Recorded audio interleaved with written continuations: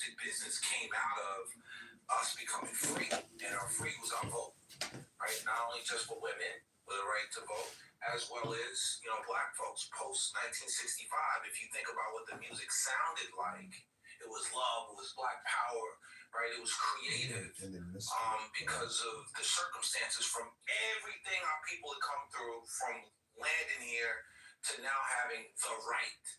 And we shook hands for the first time since our introduction. The music Coming out of my tent and I sent into a sleep which was peopled by dreams of the most fantastic order.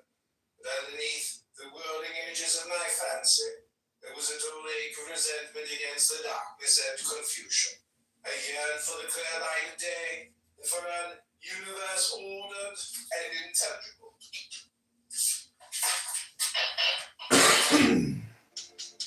And after we shook hands for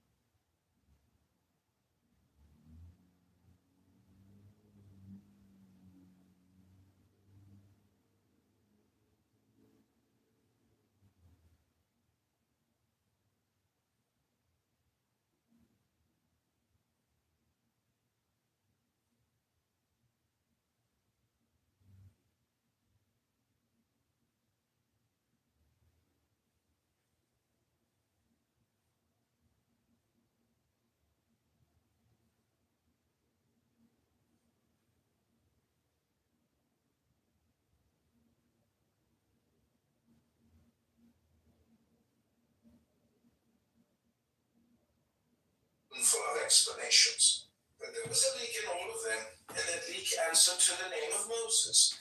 That ineffably tailored Sphinx behaved like a polite stranger. He shook hands with Lyle at Marseille, compared physiological notes, and exchanged meteorological observations. As he walked without much trouble, if the sick man could crawl thence to the pit, he could be sure of his goal. To make sure he would take an aeroplane with him. 3 months, 3 days after leaving Suez, we were camped just outside Antioch. Like 4 people in the room, 2 of them are nuns. This is fun. I think they follow me. They follow me everywhere. Do you have a lot of nuns, Jeff? Yes. Oh, they follow you. They follow me.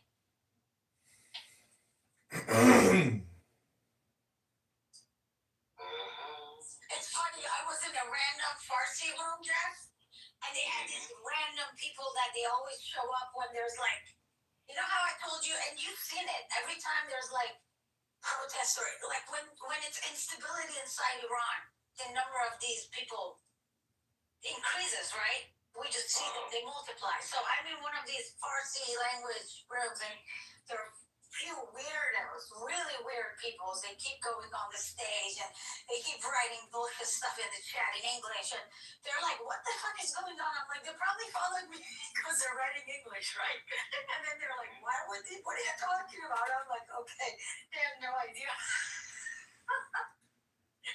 I'm like, this is a good sign. This means IRGC scared them, at least I know that. Mother shit in her pants. Soren showed back up this week. He's back? Yeah. Holy shit, they are getting every single one of their retirees back. There are people, there's this guy, Momo. Momo's back? No, do you know Momo? The guy with the cigar and the mustache? I don't know if he has cigars. I don't know. Mustache, at least. He's in mainly Farsi rooms, but he retired. He disappeared at the same time as Soren. And he's back. And then, yeah, we had, like, you know how we have these private houses? Jeff, believe it or not, 30% are IRGC. Now we're catching them. Like, it is fucking crazy. Like, there are people that we were in private houses with that we thought they're all anti-IRGC, and now they are showing their true colors, you know? They're like, one of them last night was saying Pahlavi and the IRGC, they work together for him to call people to come out, so they kill people. Like, can you imagine, like, the bullshit they just make up at this point? It's a reasonable claim if you want to confuse people. Ted, we weren't talking about you. We were talking about the Anons.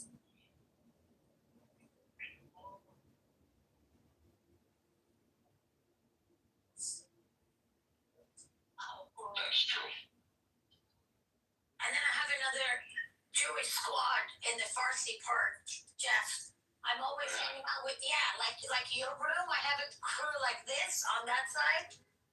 And then, so I have them following me around too. So now I'm a double, what's it called? I'm double stalkers. Very nice.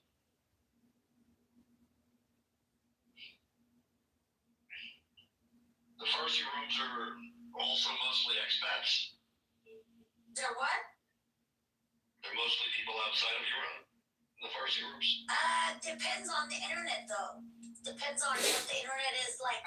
During the complete blackout, it was only outside. But now they're on and off. It's just really, really toxic. Like, you know how I've been like saying they're all like working for the IRGC and everybody's like, oh, you're paranoid, oh. Like everybody does that to me, and now everybody's like, why are they? How come every single person who has like they don't really? They're like, how come they all they stink? You know, like they all stink. They're all talking about reform, even if they're not saying directly, "Oh no, I don't like reform," but it looks like we have no other options. Well, what does that mean? Gerrymandering is a You know, massive like and no one's talking about reform inside Iran. Everybody's looking at the sky, waiting to be bombed. So it's like. It's just crazy. It's I haven't said we're just coming. Yep. Clubhouses, yeah. No, not Clubhouse, but like Their entire thing. how many of the Iranian people actually are hoping someone bombs the fuck out of their government? You know, at this point, Jeff, it's everyone who's anti-regime. Right? It wasn't like this until the 2 days. Washington are actually executing those laws that we already have in post, and that is not happening. So that's something that's because of very, very complex issues and all the things that I mentioned in the last two posts. We're going to lose at least another 200,000 people. Yeah. Like, it is so crazy and bad. Like, people are dying still. I told you, my cousin's friend just died today. No, you didn't tell me. I thought I told you. No, I did. I said his friend had died. That's why I didn't tell him to fuck off. But he's like, people want them gone fast. It's like, whoa, that's your problem. Get out there. Like, U.S. is not gonna, military actions on you guys' feelings. They gotta make military action on, what's gonna cost the least and what's gonna be successful. Like, this is so dumb.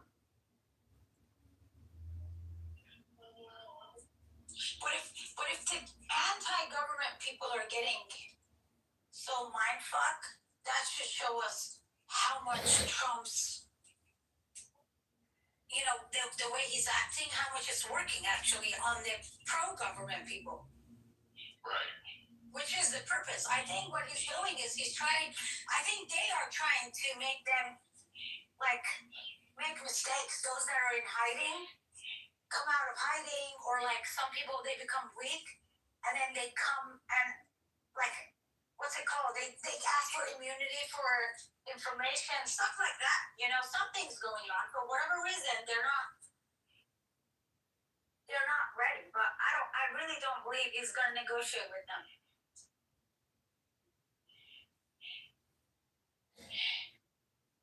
We'll see. Do you think he would negotiate? It's possible.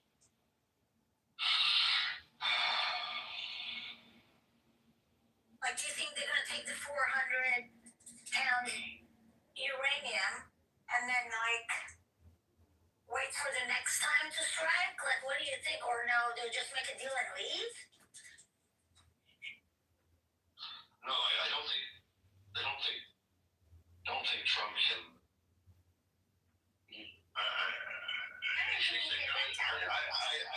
I don't think he can really get out of this. At the very least, you got to solve the nuclear problem. You got to solve the rocket problem. You got to solve the Hezbollah ring of fire problem. It's the rocket and the nuclear, not killing your people. And well, I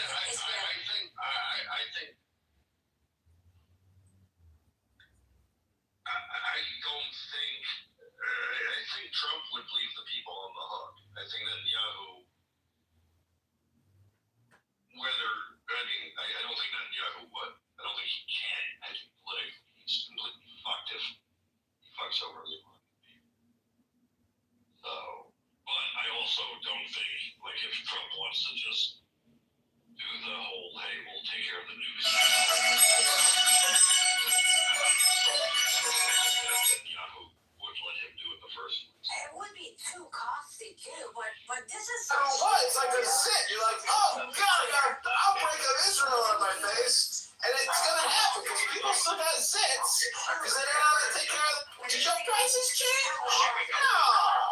You're angry. You know what, Congressman? Leave me alone. I'm happy. Leave me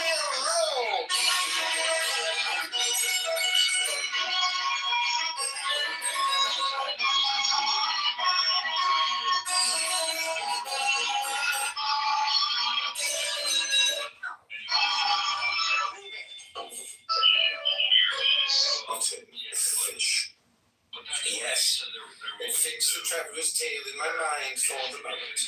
In London, I hastened to pay my respects to Mr. Hutchinson. Mr. Hutchinson. Mr. to come in. Now, John, give his case again. But unconvincingly, when he ended, I expressed a wish to suspend judgment. And the perennial brewer. The sun is hot. How can so petty a thing affect so great a thing as themselves? Also, conversely, they welcome lies, however dictated. They cannot assimilate the fish. The feelings of its putrefaction. That's not a workable solution for anyone. Fact-shooted a reluctant talk. How will the sick man get that? That stuff needs to be heading out. Does he walk without much trouble? If the sick man... Something I think is reliable. I don't know where you send it, Does honestly. he walk with... England, France. Would have to be a nuclear power that, like, no one's gonna worry about. The uranium? Yeah.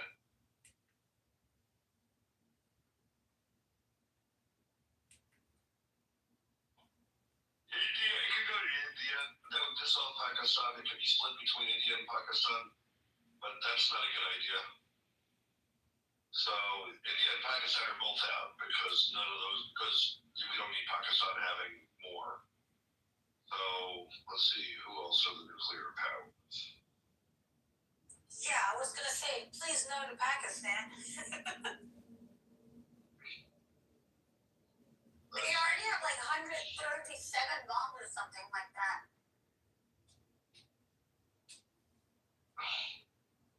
You know that, right? Huh? They have like 137 bombs, nuclear bombs.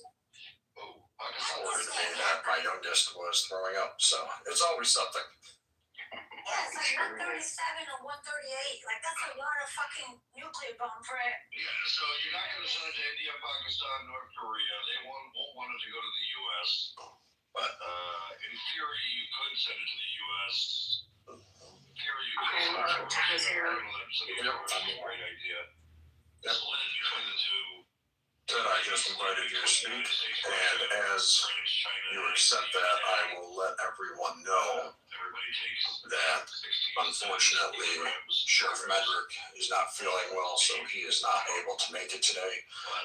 Luckily and appreciatively enough, Ted was still able to continue and run through the gauntlet of the last-minute changes and yield the questions we had for him and take any questions going forward. Once all those are done. I do want to announce, though, that Sheriff Mendrick's team has given us another date that will work, so we are going to be having him on the last Wednesday of the month. And so we will provide him an opportunity to do what Ted is going to do for us tonight. Unfortunately, we can't be together, but we still are going to be able to hear from him. What's done, it will be. What's up, Yaakov?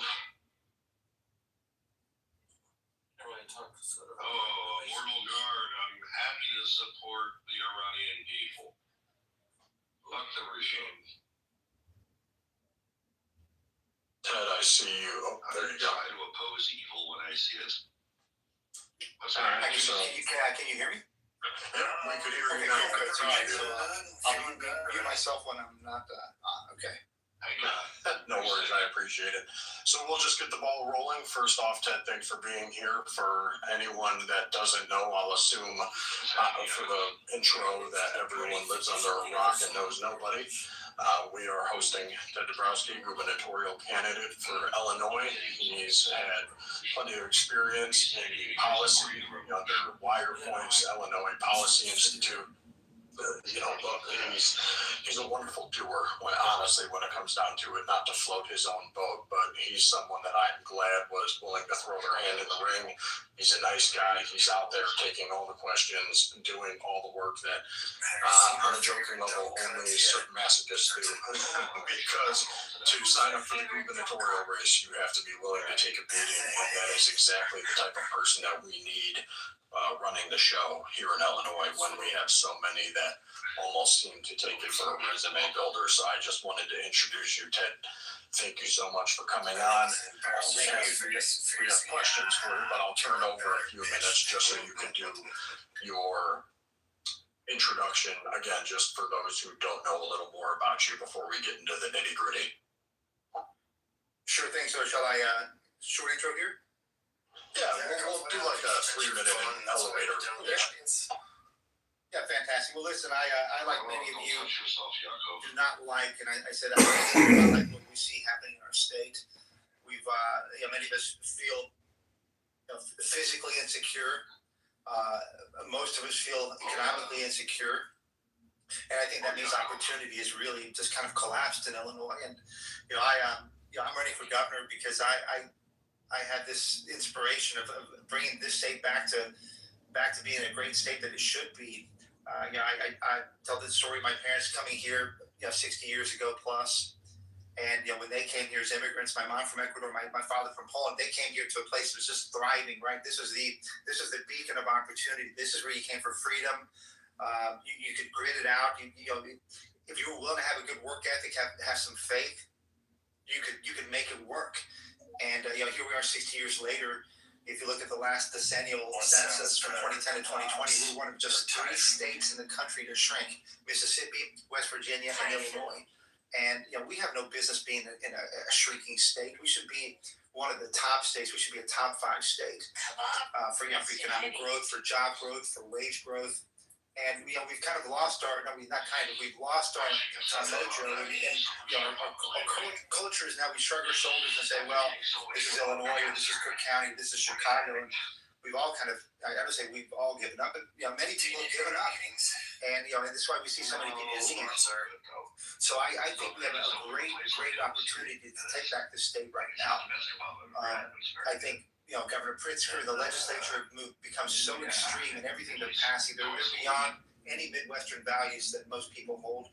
I think they're beyond values that a lot of Democrats or independents certainly hold. And when you start seeing some of the things being passed, right, taking parental control away from parents, and their kids transitioning in schools, and they're keeping that information from parents, or they signed the euthanasia bill recently, the assisted suicide, all the DEI in schools. That part's crazy. But then the other part that's just everyday economically crazy is highest property taxes. You guys know all this stuff. The second highest gas taxes, the highest cell phone taxes. I mean, you just add them all up, and people just don't feel happy here.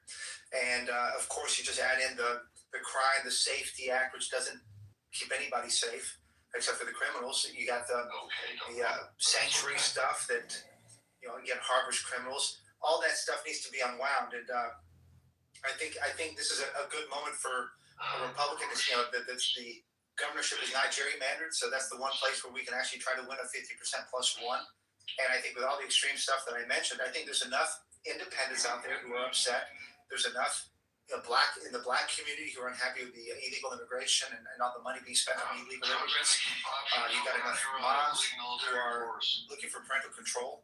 So I think it's a great moment for us to unite. We got to get behind the one candidate who is able to build a coalition big enough and strong enough to be Pritzker. And I'll try to persuade you during this discussion on that candidate.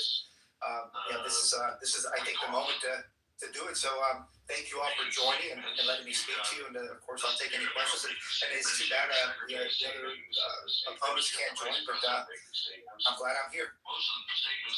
Well, we are too. And just as you mentioned that, you feel you're the best to do it. And just touching on your background a little bit, again, just for the average listener who might not know you from any of the other candidates, what would you say about your background that makes you the most qualified, in your opinion, to run it opposed to any of the others? Well, yeah, you told about my background, not the other things that matter too. But I think fundamentally, I was born in Chicago, son of immigrants. And so I've always had this kind of, immigrant family. And again, let me make clear, both my parents came here illegally. Both my parents became citizens, so that's an important point. We were assimilators. That's another important point. My parents wanted us to be American, learn English, be educated, and so we did all that. And I think that's what made me and my siblings, my two other siblings, successful. And so that kind of springboarded me to get to see the world. I worked in Citibank, Mexico for 6 years, and did great stuff there. Loved being in Mexico and helping that economy grow and doing my small part in that.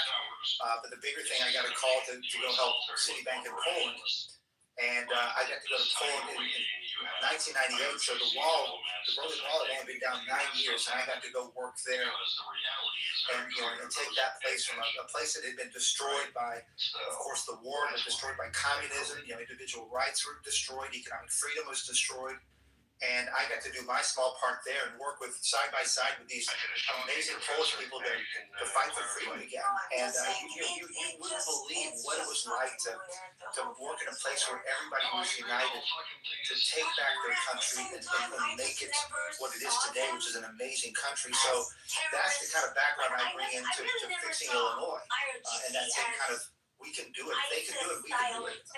And so the last 15 years, so on top of my experience that I had internationally, I've been working the last 15 years focused on Illinois policy. I have not focused on federal policy or other states on Illinois, its taxes, its budgets, its corruption, its out-migration, the pensions, the credit ratings, all that. I've dedicated my full-time life to that. So I know the issues. I don't want to say better than anybody, but as well as most people. And it's that combination of kind of that, immigrant experience combined with the executive experience combined with the 15 years of policy, and just, I think, a way of being able to operate, in a place like Cook County, in a place like the suburbs. I understand them. I know the people here, so I can gather the votes. I can build alliances and coalitions with the Hispanic community, with the Polish community, with the Slavic community. I think it's I never thought I'd run, but I've kind of got these attributes that really help take back this state and make it the amazing state it should be.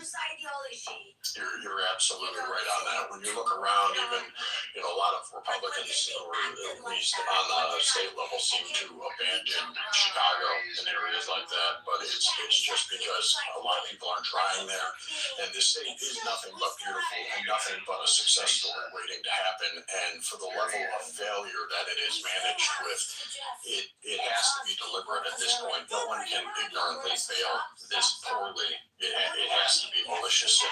And another thing you mentioned, you've been focusing solely on Illinois, not the federal level or anything of this nature. Meanwhile, you have JB and we'll say governors of other states even traveling the world, jet setting, talking about global issues more than focusing on home. So it's a breath of fresh air to hear someone say, let's fix our house first before we worry about the rest of the problems. Going forward with that, there's one more point I want to make. This is important. One of the reasons I am because I'm putting out solutions from Wirepoints and from Illinois Policy Institute. I pointed out the problems, and I've watched Republicans come in office too often and unfortunately not stay principled. They just can't stay with the core principles that you have to protect ordinary Illinoisans. The taxpayers have been, like I said, been screwed for so long. We have to have the strength to stay strong and take on the system, right? The machine, and check me out. I've got 15 years. same sunglasses or whatever that is. Across newspapers and TVs. Isn't that like the signature? So it's just proof that I will not. I don't know about the signature.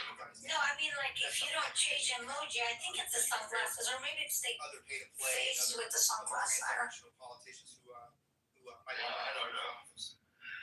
Yeah, that's a very important thing. Is when you're going to stand another one with sunglasses that is a member of the House that I can't figure out who it just say you're a fair weather fan, so to speak. That goes a long way. Especially like we're seeing with a lot of the shutdown, not resolved shutdown and things of that of the federal level. I had so much spinach and kale. I went to Trader Joe's, Jason. I couldn't find the oranges. It's really hard. Can you send me some? They were. You need to start negotiating with some Mexicans. They only have them in Dearborn, dude. We're not going there. It's a lot harder for people like us to actually. There's your priorities.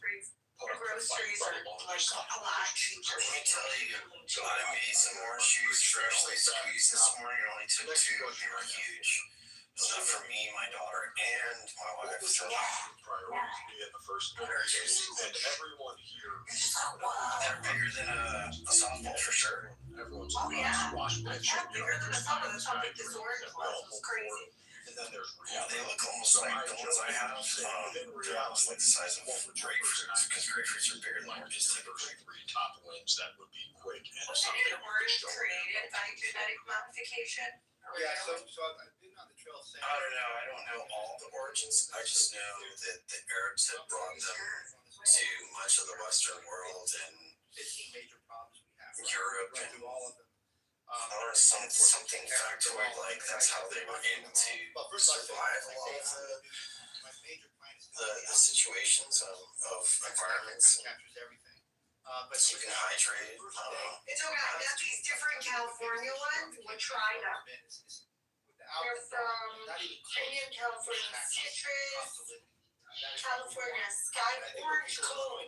How's Orange Cove? That doesn't sound familiar. Cultural change. That sounds like Ventura County. That can't be One good. thing I would do is immediately We'll start try with them type, and see. expose where the Sure, they'll be fine, I hope.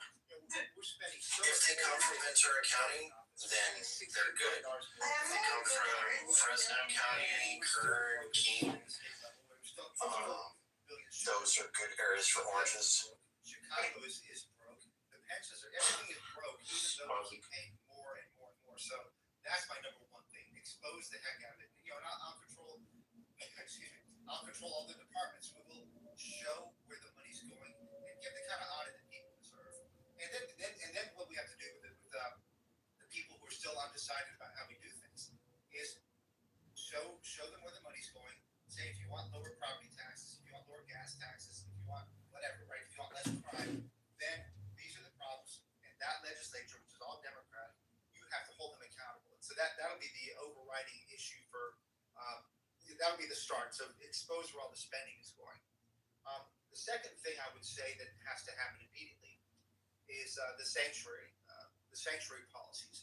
And again, this will be it'll be a legal battle. It'll be I'm sure we'll have to fight it out. But what we have to do is end the sanctuary state policies. We have to stop this craziness on our streets. Right? If we cooperate with federal law enforcement like we should be doing and should have been doing all along, then we wouldn't have ICE running around in the streets. And I certainly will not be calling our federal law enforcement names like Pritzker does to foment violence. So that's number 2. 2 for that. And the third is I want to do an immediate some form of freeze on taxes. We can't allow any tax increases. And I commit right here and commit to anywhere. We will not increase taxes once anywhere because everybody sacrificed for decades in Illinois. The taxpayers in ordinary Illinois, everyday Chicago's, everyday downstaters and southern Illinois, we've been sacrificing for decades. We will not accept the tax hike. So those are the big 3 things. Quick question on that. Correct me if I'm wrong. I believe you had mentioned recently that you were going to seek some type of Indiana-like tax resolution to where it's capped. Yeah. So I think what we need to do, we've got some problems. First of all, we have property tax rates that are near 2%. The national average is 1. In places like Indiana, it's like 0.8%. So not even 1% of the property values are taxed. And the real problem is that you have a mess everywhere because in some places you have property tax rates that are 3% of home value, 4%, 5%. It gets wacko.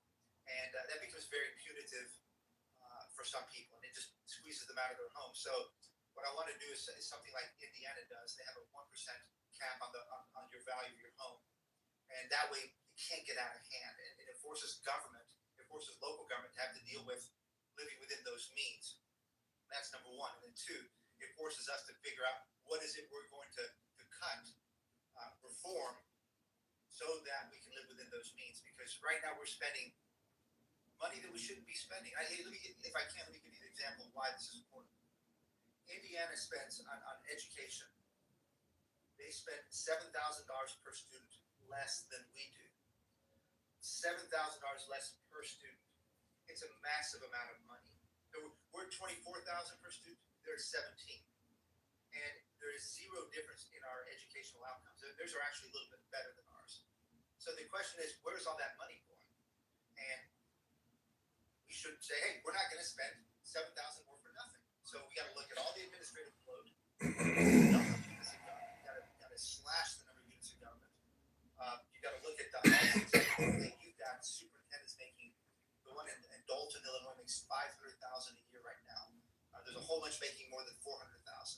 And what happens is when some of them start making a lot, everybody else uses them as a benchmark to push things up. And that means that everything becomes more expensive. We've got double dipping. We're still doing double dipping. We're still doing salary spiking at the end of careers. All that stuff has to stop. And that's the battle we need to have so that we can do that 1% cap on property taxes. You're absolutely right. Well, I have a question for you, and feel free to let us all know. What could you do executively? Well, it has to be solidified in a vote where you have to get enough people in the coalition to move forward with it to lock it in forever, or at least, ideally. What executively could you just dictate in terms of trying to fix the budget without the vote on your side yet? Well, it's a great question. There's a lot we can try to do with executive orders, and I will of course use them. And let me explain why in a second. Now, there's a difference between Trump has both chambers. So when he does an executive order, he's not being challenged by his own party. It's the same thing that when Pritzker ran on executive orders, and basically ran the state during COVID for over 3 years. I mean, on those executive powers. It'll be different because the Democrats will still control the state, the legislature, and the courts are all Democrats. So I will use executive orders, but you can expect I'll immediately be sued, challenged, whatever, and that's okay. We'll just have to go through the battle. But I say all this because I will use the executive orders and use it so that the public can see what I'm trying to do. And they'll see what the legislature and Democrats oppose. So let's say I do an executive order saying that I do a freeze on all property taxes. Well, guess what, right? They're going to come after me, and then I'm going to go to the people of Illinois, not the people with us because they already are with us, but the independents, the remaining people who didn't vote with us, and say, look, I'm trying to bring down your property taxes. Look who won't let me. And again, we'll do that in a very data-centric, logical, reasonable way so that we can win those people over and in the next elections start to peel away the Democrat control. And so I will do that. So I'll tell you what I'll do immediately. I'll end DEI in schools, right? Immediately, both in colleges and K-12. That's an easy one. We'll do some kind of property tax freeze. That's another one. Sanctuary state law. That's another one. Sanctuary city law. We'll take on the Safety Act, and all those things. People will tell me I'm crazy right now, especially the people who are on the other side. They'll say you can't do that, and we'll find ways of using not just executive orders, but as the executive controlling the departments, we'll make sure that our department heads take control, and that's why I say a department head can immediately say we're ending DEI, no more DEI, and of course the execution of that would be tough, but that's the concept, because that's how we have to start. That's our only power, without having legislative power. As you mentioned on it, you mentioned on a lot there that all of it's worth talking into for hours on end. We'll touch on the school, then we'll head into crime. So in terms of school, with everyone struggling for basic literacy, math, things of that nature, and Illinois seemingly, or at least not the people of Illinois, but the controllers of Illinois, what would you do to enable possibly school choice or just improving outcomes in like Chicago Public School District? And granted, that's getting rid of a lot of wasted blood, and it's all very much intertwined like a spider's web.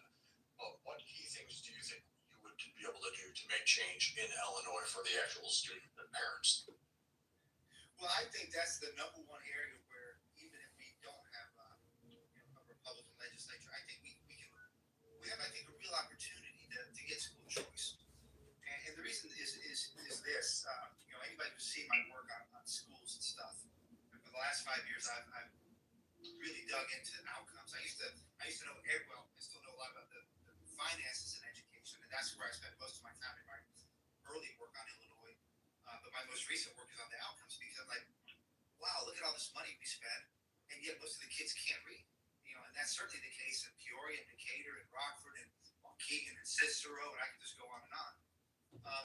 And so when I started to learn that in Decatur, just 2% of Black third grade children can read at grade level right now, it's like, man, if we can't build a coalition with a Black caucus and say, let's fix this, right? And it's not about money. I'll show everybody we spend more money than the entire Midwest. We spend a ton of money on education. You look at the Latinos, whether it's in Waukegan or Cicero, you're talking about in the 10% and 15%. I think we can build a coalition because, man, everybody wants kids to read. You can't be against literacy for children, right? And so I think that by exposing it, and again using the bully ownership, and you know what? If they don't want to listen, you start putting it on billboards and saying, right, just 2% of kids in Decatur can read. Sue Scherer, for example, she's a Democrat, and she's on one of the education committees in Decatur. She's in the legislature. So 2%. Sue Scherer won't allow school choice. Sue Scherer doesn't want to pass laws that make education better. And I think we have the moral case. We have the right. We have the truth on our side. So I do think we can do that. So number one, you said, is school choice. I will be, and I promise this, I will be the champion, the biggest governor champion in the country on school choice. And of course, there's great ones out there already. So, but Indiana has universal vouchers. Anybody can access a voucher. Same thing in Iowa. Same thing in Ohio. Same thing in Arizona, Florida. We should have that. So I think we can get there. So that's number one. But we have to remember, even if we get school choice, our public schools aren't going away. Those kids in Decatur, most of them will still be in that school. And so we need to champion those kids as well. And so what we need to do is take what Mississippi's doing, right? Same thing as Florida. You have a law that says a kid can't go to 4th grade if he or she can't read in the 3rd grade. And the reason why is because, right, we all know that if you can't read in the 3rd grade, you're going to be in deep trouble the rest of your career. So we should have a law that says that, and that gets teachers, parents, unions, administrators, volunteers, everybody obsessed about a kid reading so that he or she can read by the 4th grade. We should have that. We should also obsess about phonics. We used to teach children how to read using phonics, the actual sounds, and they moved away from that. And now most kids can't read. They can't read. So get back to that. There's a lot more to do on grading schools, for example. We should grade schools A, B, C, D, F, right? And hold them accountable. We don't hold schools accountable anymore. And the last thing I'd say is train teachers a lot more. Train them not in DEI, train them in good old-fashioned literacy and numeracy and how to teach. And I don't mean that demeaningly. I just mean that I think we've gotten away from those core things. So there's a lot we can do, and I think that's something where it doesn't matter who's controlling. I think we can do this on a bipartisan way.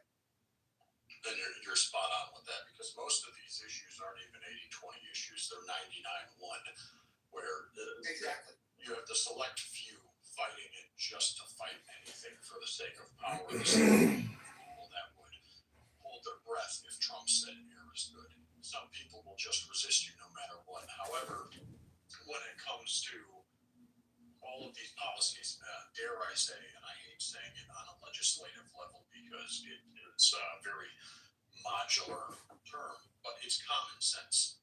A lot of these issues should be actual common sense. So, yeah, I don't think you'd have a problem getting a coalition up for this. Now, in terms of crime, because you mentioned that after you were talking about schools a little bit ago, you know, a lot of Illinois is soft on crime policies, no cash bail, you know, raise concerns on public safety, so on and so forth, especially with the god-awful Safety Act. So, assuming you can't just repeal the Safety Act right away, what acts would you take to actually make Illinois safer, even as you are fighting the Safety Act? Well, you know, I think number one, and this is so important, and I know that my Republican colleagues would agree with me on this. You know, restoring public safety in Illinois starts with having the backing the police, and you know, I will be unabashed supporter of our police force. Right now, you know, you've got a guy like Brandon Johnson who not only hates them, he'd love to defund them. You got Pritzker who's never backed the police, right? He begrudgingly he does anything to help the police. So these are people that don't help the police, and the police have to work in an environment where they're not supported. So number one is bringing up police morale, and to really bring up police morale though, it's not just saying, hey, I support the police, but we have to help them so that when they take life risk arresting somebody, or they take reputational risk arresting somebody, you know, when they bring in a bad guy, they need to know that the prosecutors are going to prosecute them. They need to know that the judges are going to sentence them. And today that doesn't happen, right? The prosecutors and the Safety Act allow a lot of these people to go right back on the street the next day or the same day. And if they do get prosecuted, the sentencing is too light, and the people are back out very soon. And you know, what could be more demoralizing for a policeman than to take a risk? The bad guys running back on the street. It's like, why do it? So, you know, one of the initiatives I will pursue strongly is in the same way that we have metrics on many things, we need to have metrics on prosecutors who fail, right? Prosecutors who let out bad guys all the time. We should have the metrics on judges who fail in their sentencing. So, you know, we go back to the poor CTA woman who was burned by that man, you know, who'd been arrested and let out 72 times. He had 10 felonies, and you know, he's on ankle monitoring, and here he is committing another crime.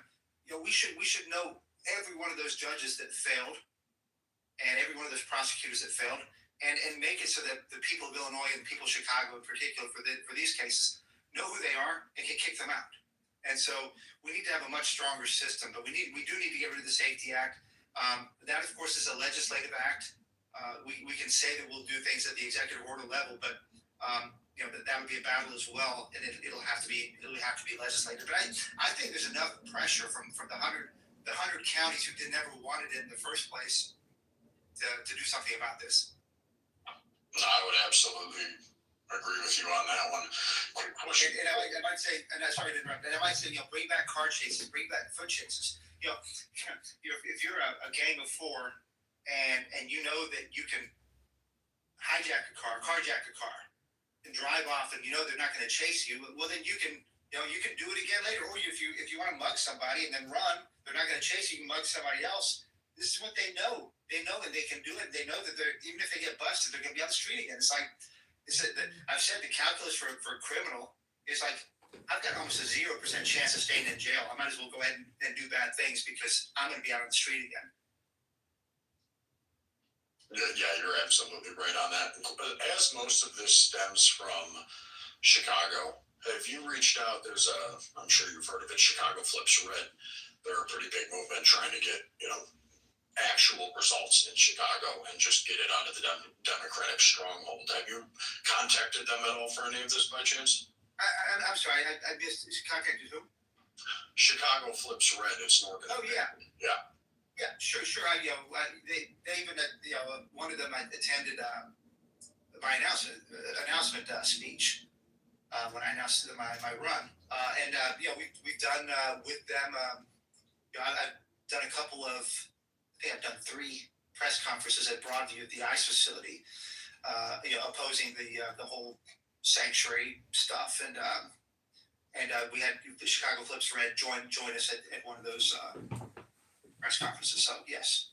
You know, they've had a big, great voice. I mean, they attack like crazy. They don't hold back, which is really cool. No, yeah, absolutely. It's when you can get a loud voice in the community, especially a group of people fighting for change that effectively everybody wants. It's definitely something great to have on your side.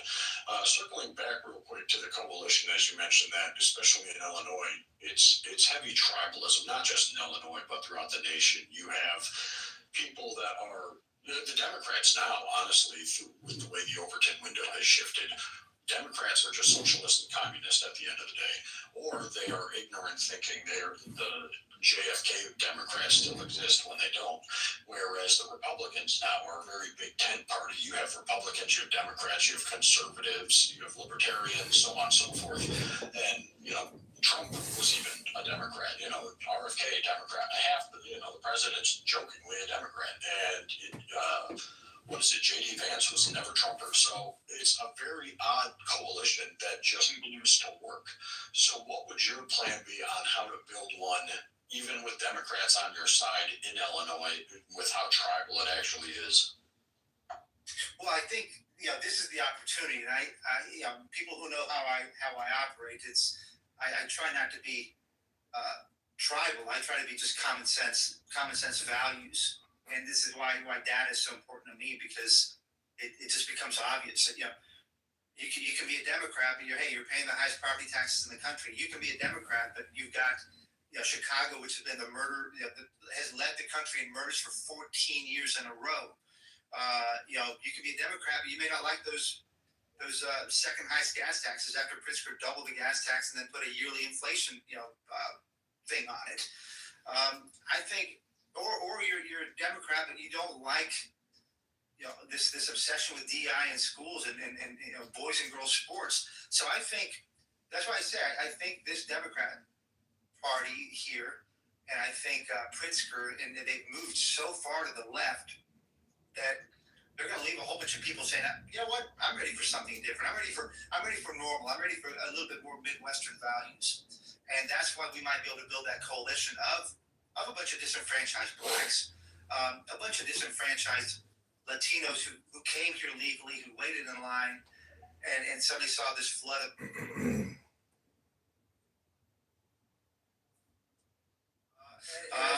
I think there's a bunch of suburban moms who might say, hey, I like Pritzker, but my gosh, you know, now he's, you know, taking my rights away on things like transgenderism. It doesn't make sense. And so I think there's a chance to build that coalition of 50% plus one. I don't say anything's easy, by the way. This is all hard work. But, you know, I've been going, you know, I mentioned I speak Spanish and half Ecuadorian and lived in Mexico for 6 years.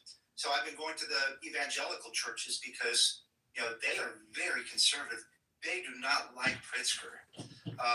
You know, they're family oriented. They're value oriented. They hated when Pritzker closed down. Yeah, I tell you, they hated when Pritzker closed down their churches. And so these are people I'm talking to, and man, they are on our side. They're part of the coalition.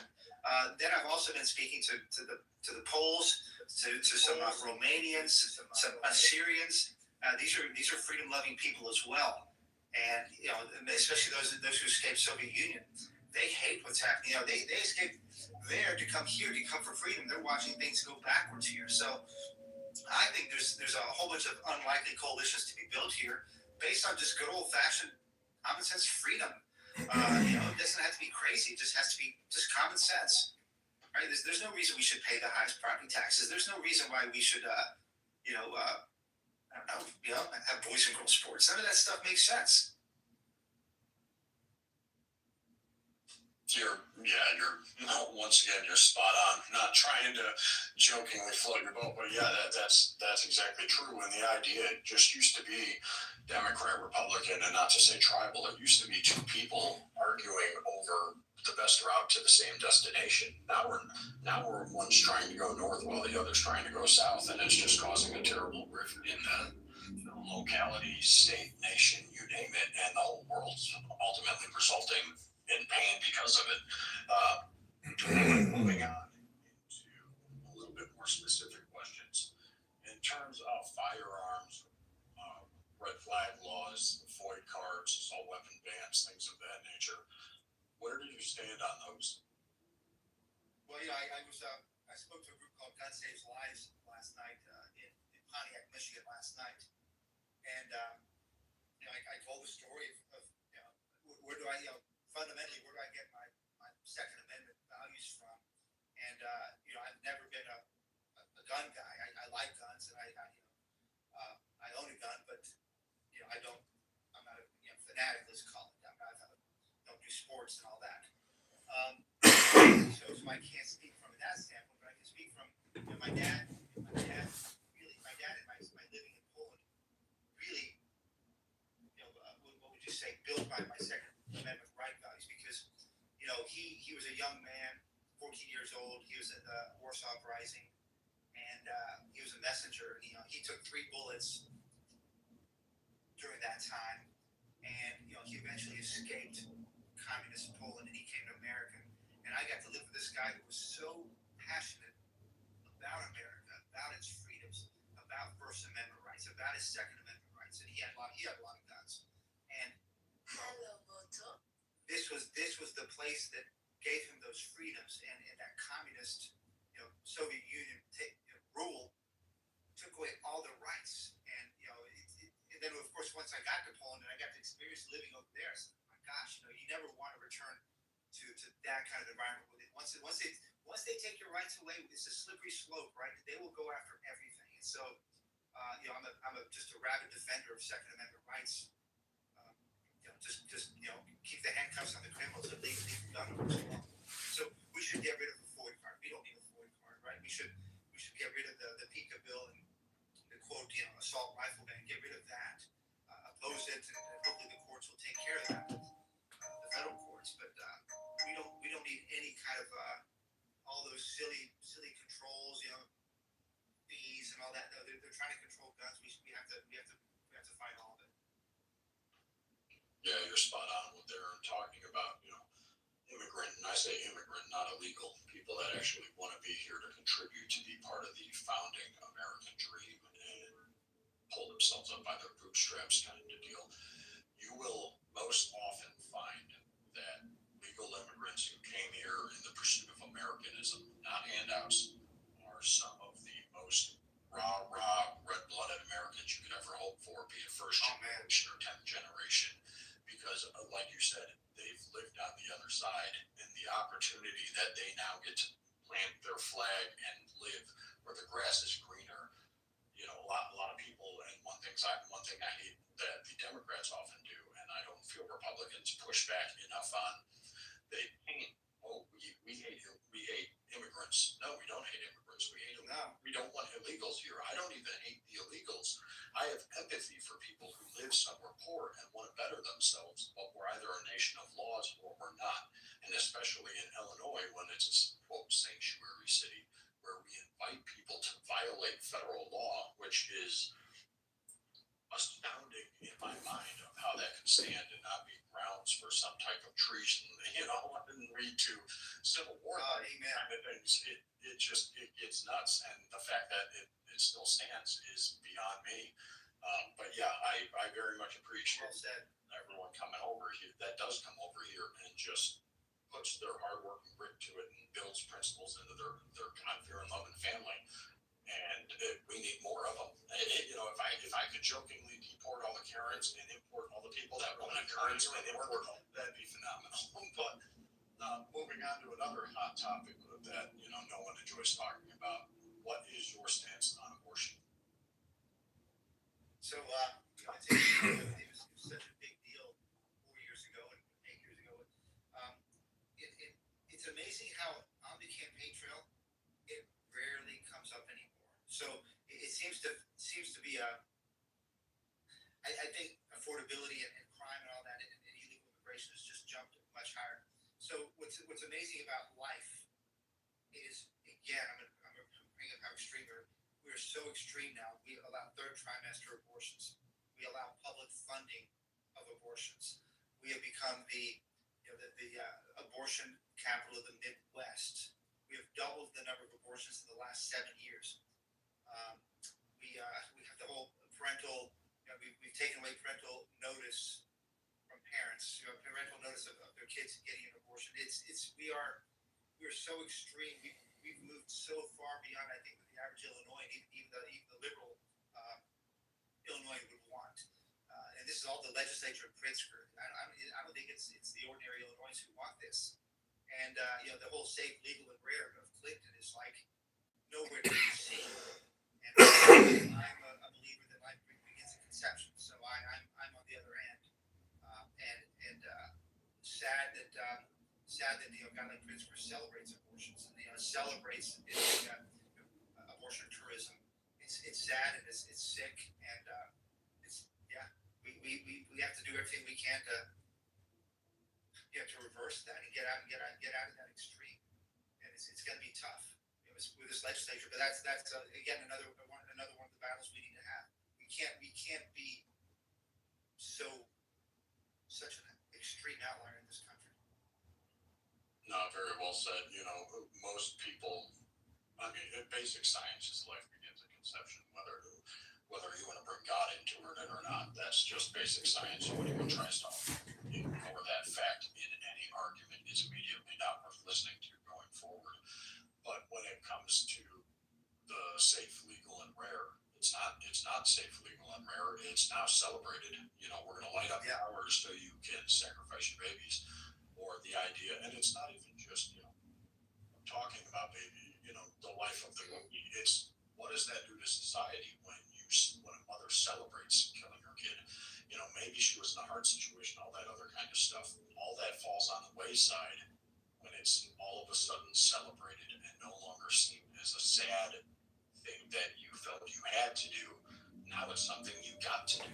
Now you go home for a party and film yourself on TikTok dancing about it. So it's a moral day when mothers celebrate killing their own kids at the end of the day, regardless of how anyone feels about God. It's just a moral decay when a mother can do that to her. What are you going to do to the rest of society that isn't? So spot on. Well, and you bring it to the other end too, right? So they passed the assisted suicides, and now we're moving it on both ends of the life spectrum. It's amazing. I wish I could get the data. I'm drawing a blank right now on the black writer for the Wall Street Journal. I don't know why I'm drawing a blank. But anyway, he wrote about New York City from 2016 to 20 was in New York City, and I couldn't believe this stat. And this kind of tells you the sadness of where we are. In New York City, whatever it was 2-year period, there were more black abortions than black births. And I've got to wonder whether that's the case in Chicago as well. And it just tells you how we're. It just tells you everything you need to know. Yeah, you're absolutely right. And I believe the person you're talking about is Jason Riley, but I'd have to. Yeah, Jason Riley. Thank you. Okay. It is Jason Riley. Yes. I was going to say I'd have to Google it to confirm it. Yeah, it was Jason. Yeah, and again, he's a black writer, so he's writing about that issue. And when you're aborting more babies than live births, it's what do you say about our culture? What do you say about the sanctity of life? So.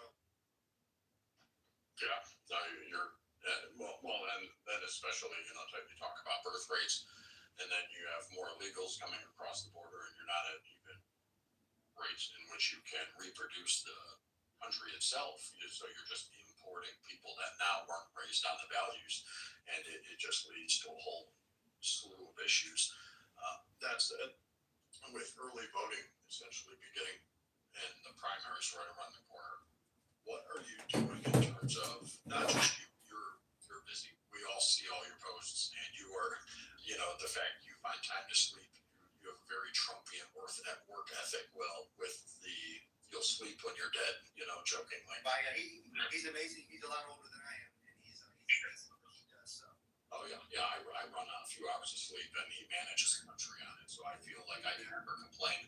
But what are you doing to get the ground game out where you are not, for example, contacting, local townships, precinct committeemen, things of that nature? What are you doing to get the people out to vote for you, not just necessarily for the general election when it comes around the corner? What are you doing to really amp up the primary? Yes, so I've been fortunate. Before I ran, I said, if I'm going to run, I have to be able to raise money, and I think that's really a qualifying or disqualifying factor. If you can't raise money, you probably shouldn't be running. Because to take on Pritzker, you better be able to raise money.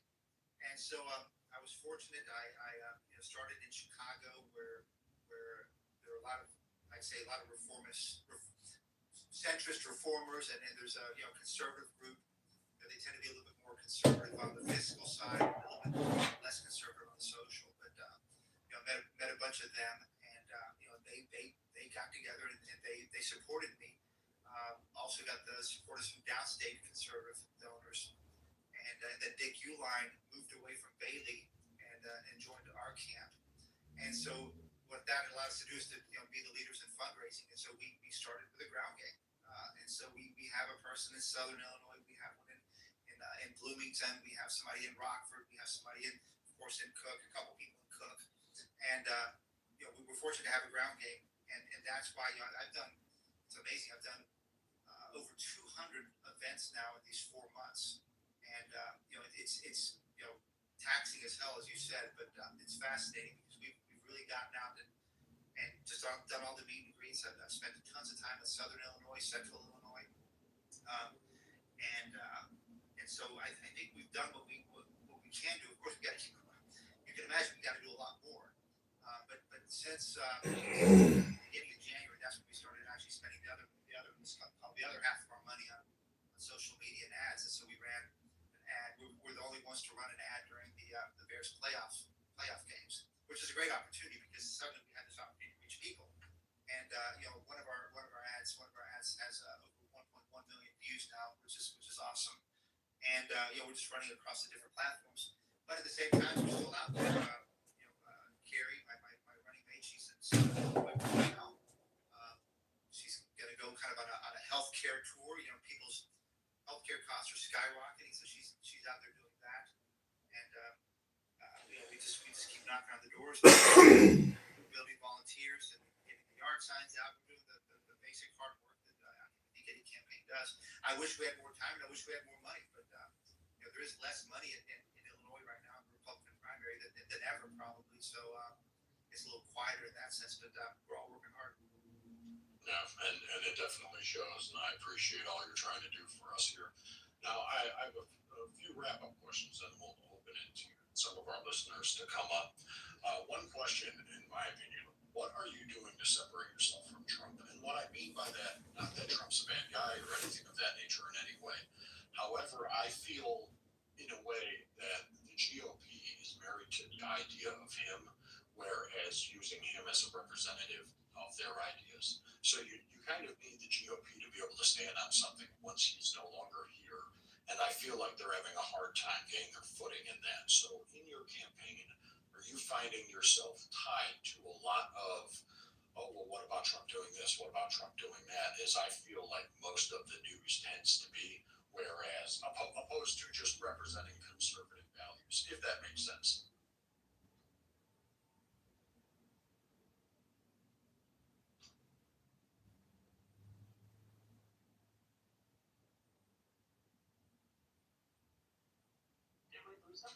No, it shows he's muted. The ex-goblins are back. As we wait for him to come back up, anyone that does want to speak, regular speaker, come on up. Feel free to request to join, and we'll get you up here to ask some of your questions. There's a lot of good ones coming up in the chat, but also be mindful of his time.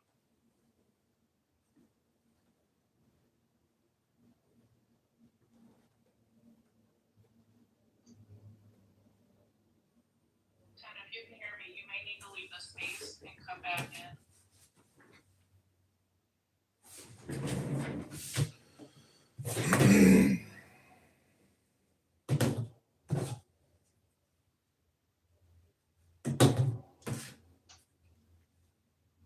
All right, we'll give you a minute, but everyone, do me a favor, just in the interest of time, until we get through everybody, we'll treat it like school, where, raise your hand, ask a question, and then be mindful of his time, and then let move on to the next one. But I'll go ahead and start accepting requests right now.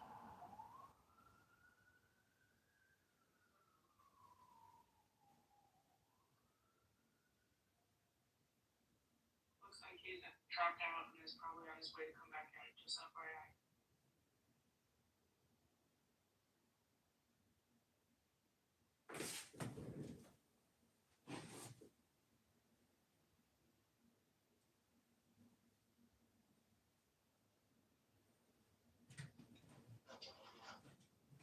Yes, I can hear you now. Thank you. Awesome. Thank you. Yeah, if I'll review it real quick, just so you can recap it and then get to some of our eager viewers that are looking to ask you some of their questions. Just in terms of establishing some footing, because we all appreciate what Trump is doing. I have the question. I just couldn't. I had a duplication of the thing, and I could hear you twice, so I got trapped here. Sorry about that. I'll let you know. Oh, sure. No, look, I don't feel the pressure. I mean, there's a whole world that says, oh, you know, and I guess everybody wants to play games with the politics, of course.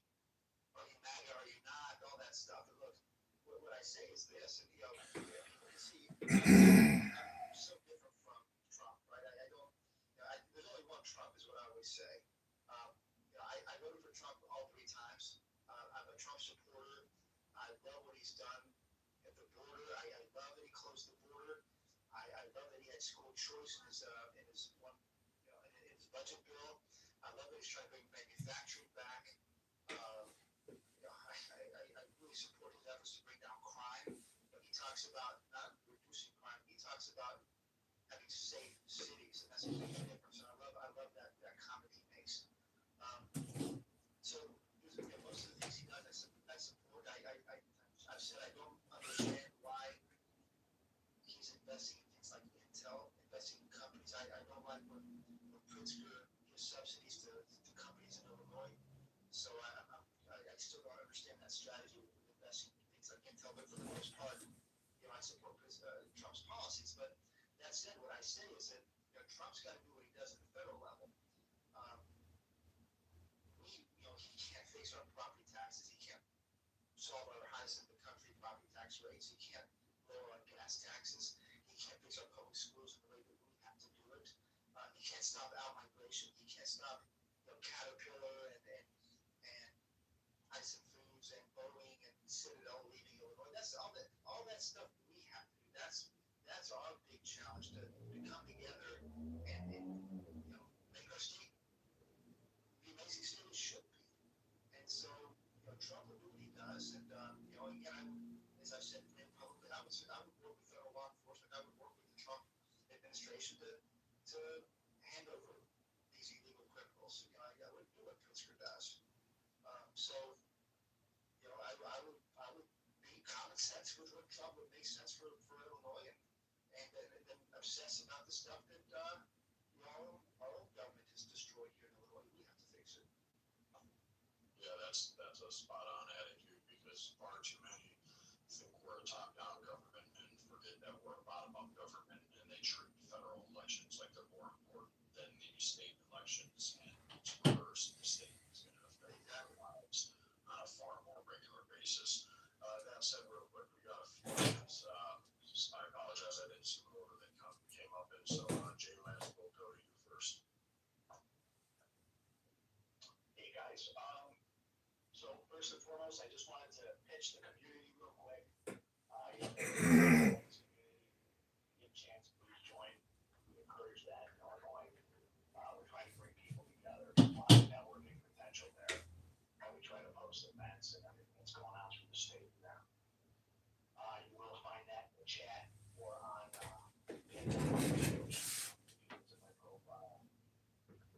Ted, thanks for coming on tonight. I do have a question, you know, since it's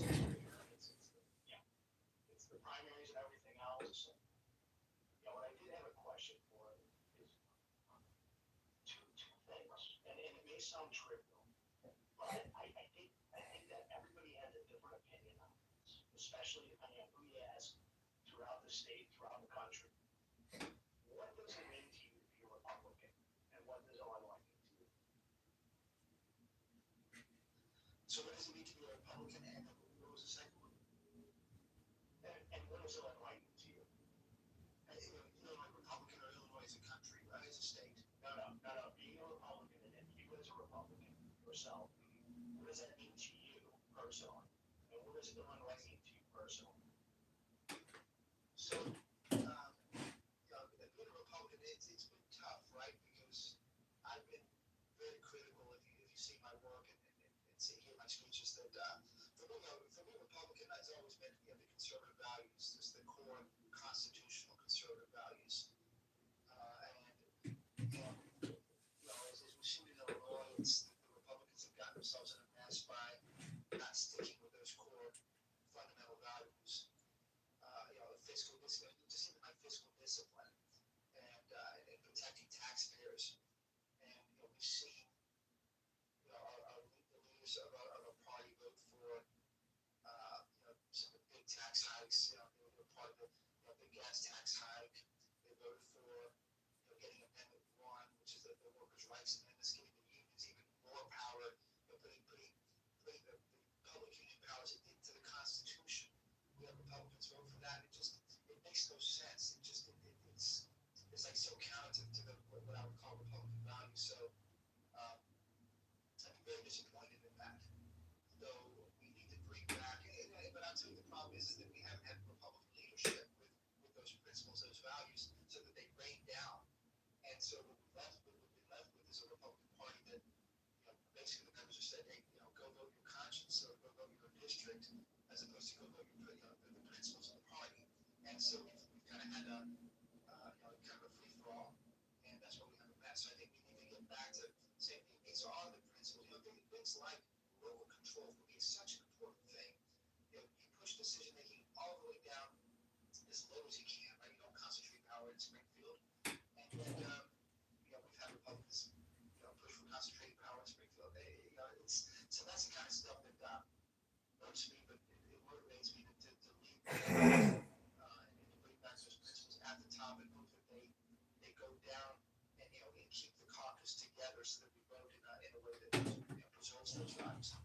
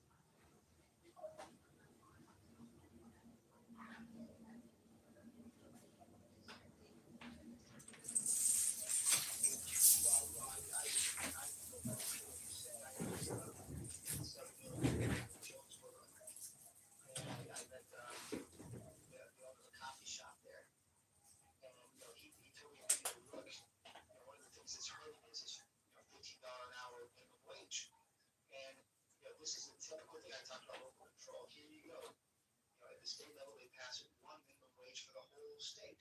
You know, $15 an hour maybe might work in Chicago. I don't think it does either, right? But at least in Chicago, you have a chance. But, you know, when you do that to Southern Illinois, small coffee shop, you're killing it. That's kind of the crazy stuff that goes on.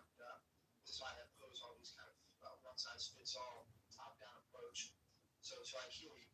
I think the other thing I know, and I've spent time with the New Illinois group who wants to secede, and the counties want to pull away. You know, I understand the pains. I don't agree with the secession, but I understand their pains. I listen to their pains because they're not represented anymore. And it's true. The whole way we do things in Illinois, and the power. This is part of it's the whole legal change from the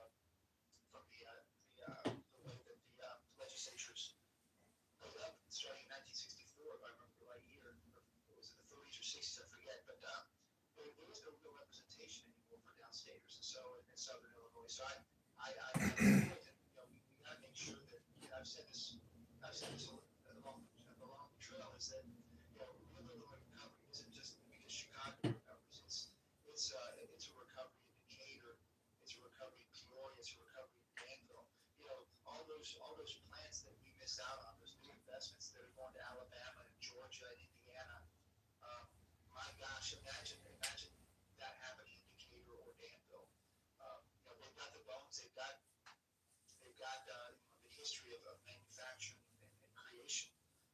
So we have to fight to get that for the rest of the state. So I feel it, and you know, it's people want, you know, those of us in leadership to remember that. So I certainly will. Thank you, sir. Appreciate that.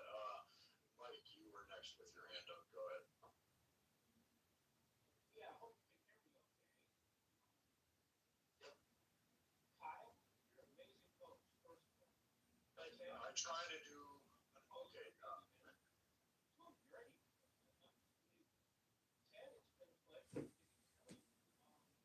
Thank you. One of the things that you have to say, one of the things that you brought up was the assistant citizen vote. The thing that I find interesting was that was a Senate deletion bill. And then they gutted it and completely changed it to assistant citizen.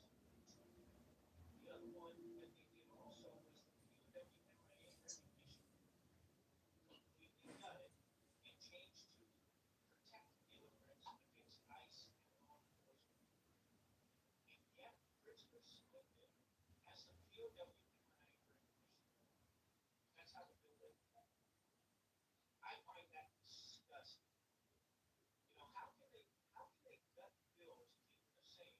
And on the POWMIA one, it went to the third vote for the Senate, the big Senate, got kicked over to the House. The House passed it, turned around and sent it back to the Senate for approval, and it all got done within 24 hours.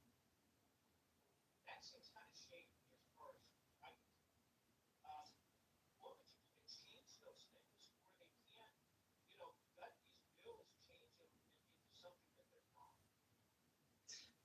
Yeah, I mean, it's been a sick process for a long time. Certainly since I've been doing this since like 2011 when I started getting really engaged. Yeah, it's sick. It's farcical, right?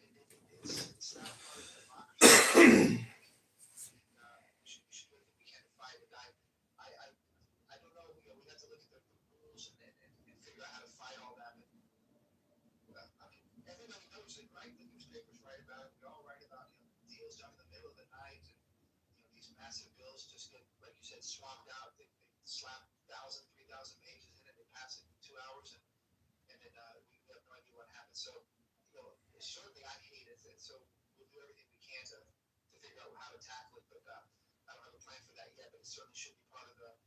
You know, I would veto those things and all that, but that's not the long-term solution. We gotta find a way to change those rules. But thanks for bringing it up because it's true.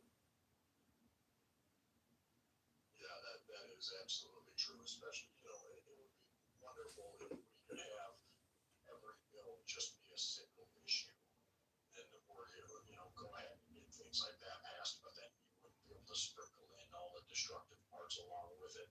You know, they'll say, oh, this bill helps kids with cancer, 0.1%. Meanwhile, it destroys the state, the other 99%. That said, John, you had your hand up next, and then Marco will hit you. Hey Ted, I've really enjoyed listening to you. Everything you've said, I feel like is totally spot on and needed. I've followed your graphics and your media for a while, and but to hear you speak, you know, is like it's incredible. And I mean, I would like to, you know, canvas for you and contribute to your campaign. I'm really happy with everything I've heard. Yeah, I mean, I guess my concern is always the fiscal imbalance, the fact that, you know, Mendoza puts out $150 billion pension deficit, the state has a $200 billion deficit, the city of Chicago's $50 billion pension deficit. That type of, you know, financial mismanagement is so reckless and crazy. I mean, it can only either result in half of a pension or some type of a federal bailout, but it's not just our debt bubble, it's the whole nation, every state, every town in the federal government. It's so crazy that just in 5 years, we've printed 80% supposedly of every dollar ever created, and 40% of the economy is borrowed. So that's why I think, you know, hearing your background, your understanding, your experience and business acumen, I mean, that's what we need. My fear is Pritzker is such a blob, and 1871, his venture capital, his relationship with Google, to think that you can defeat him in the communication ecosphere, to me, is like, it's such a challenge that, you know, it's got to be political. So I salute you. I'm so happy to hear you, and, you know, I will do what I can for you, and God bless you in your campaign.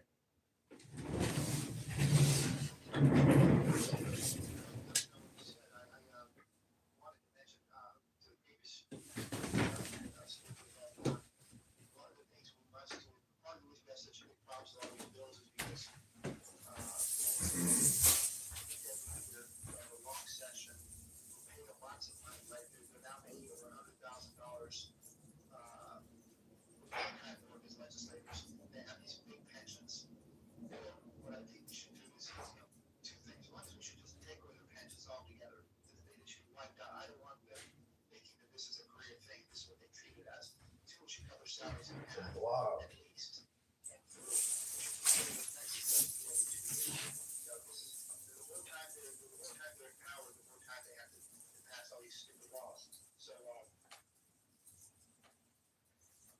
What Texas does meet every 2 years.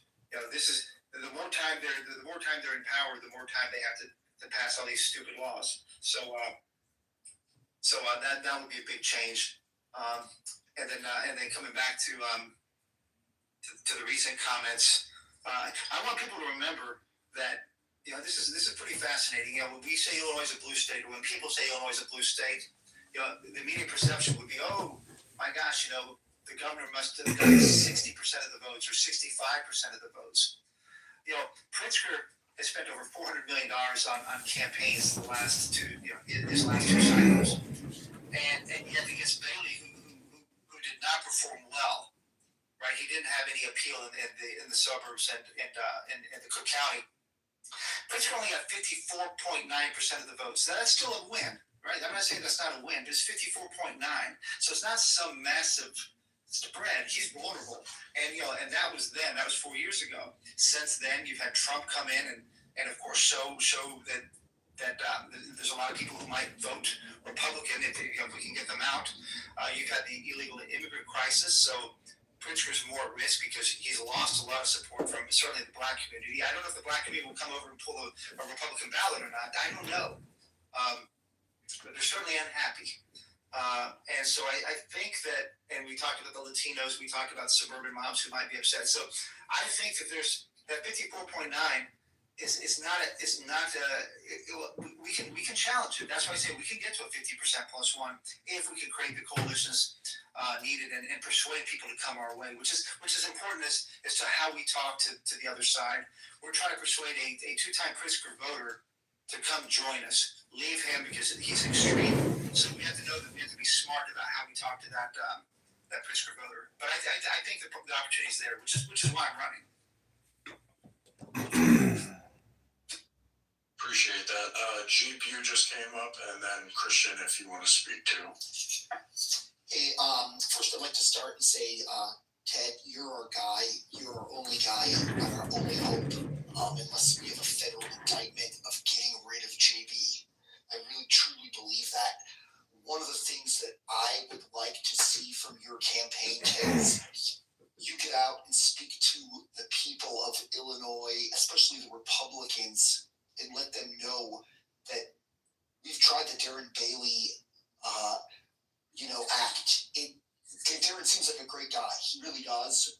Darren is unelectable in Cook County and in the Cook County suburbs. We know whoever is going to carry Illinois has got to win Cook County. It's as clear as day. And I think you really need to really hit home that point to all the people that are on the fence and all the people that are, undecided at this point that, we've tried that, Darren Bailey performance and it doesn't have a happy ending.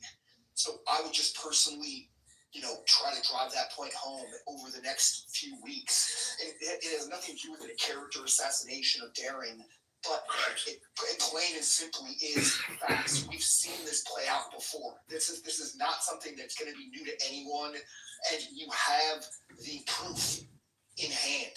So I think I'd really love to see you, once again, really get out there and really make a point, a salient point to get all those people that are sitting on the fence to say, hey, listen, we've seen this movie play out and it does not have a happy ending for Illinois Republicans. That was my first point. My second point is,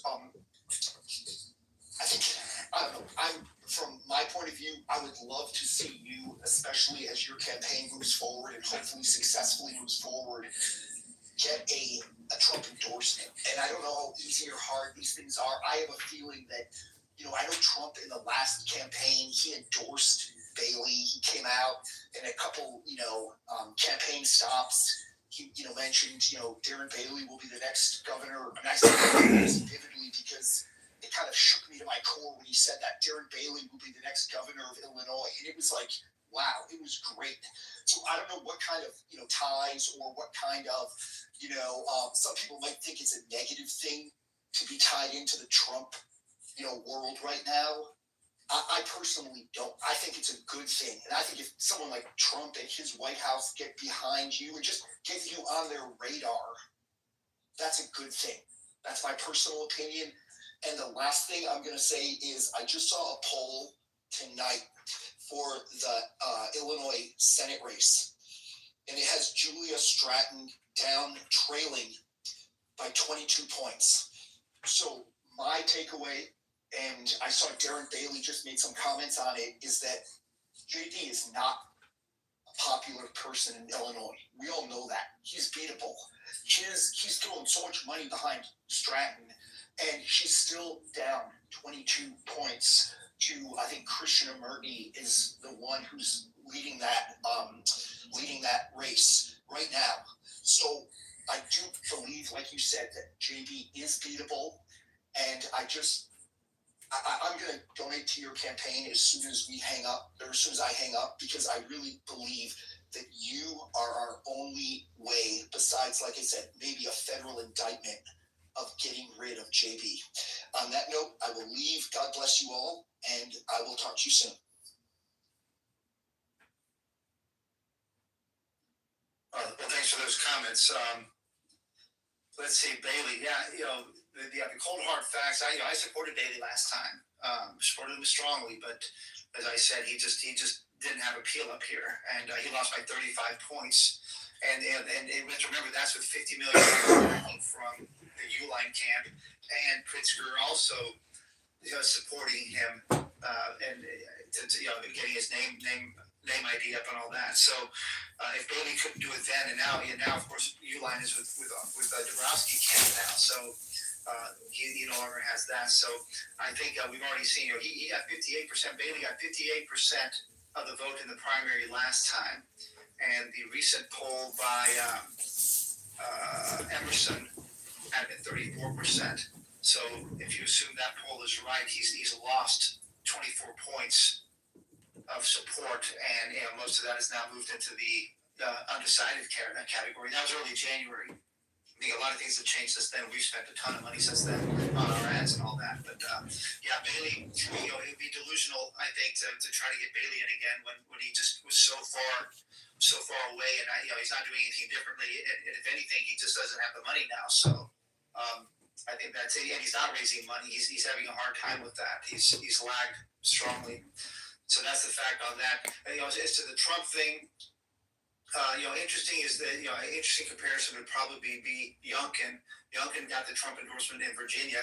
I don't think he flaunted it or anything, but he had the Trump endorsement. But he had to do it in Virginia, kind of what we have to do here, and get away from much of the craziness.